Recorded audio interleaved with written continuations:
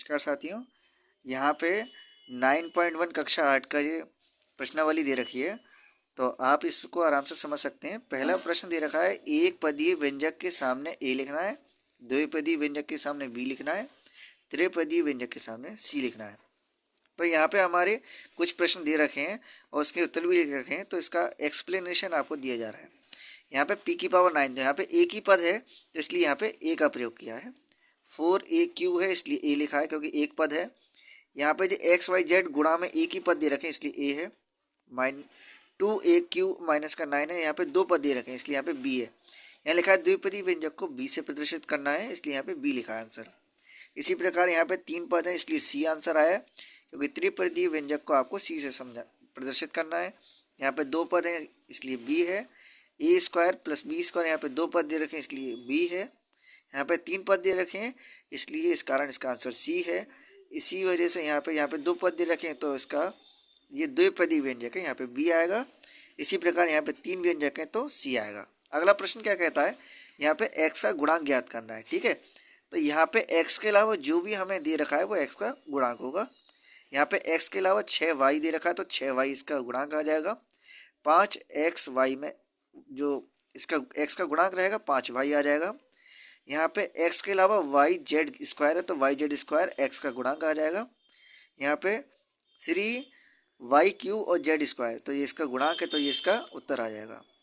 इसी प्रकार यहाँ पे 13ab माइनस का 13ab x है तो माइनस का 13ab जो है इसका गुणांक आ जाएगा। अगला प्रश्न क्या कहता है, प्रत्येक पद में इसका गुणांक ज्ञात करना है।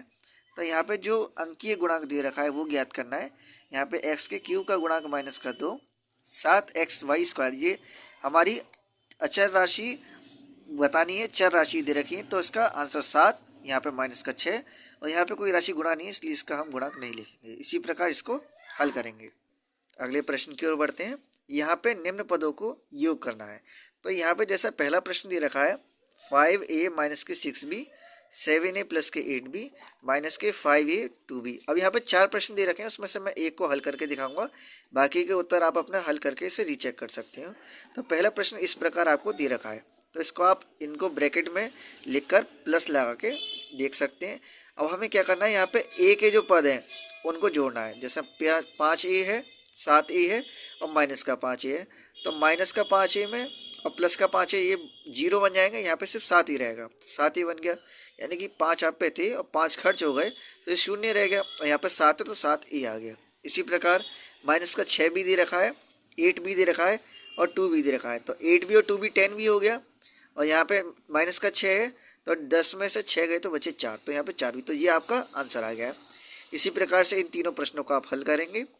अगला प्रश्न है यहाँ पे घटाना है, बस इतना ही अंतर है कि यहाँ पे जोड़ना था, यहाँ घटाना है।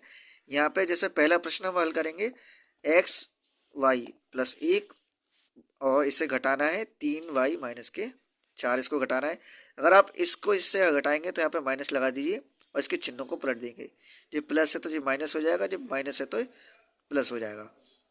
अब आप देखिए यहाँ पे xy प्लस का है और 3y माइनस का है, माने 1 रुपये है और 3 रुपये हमें देने हैं, तो आपके पास माइनस का 2xy बचेगा।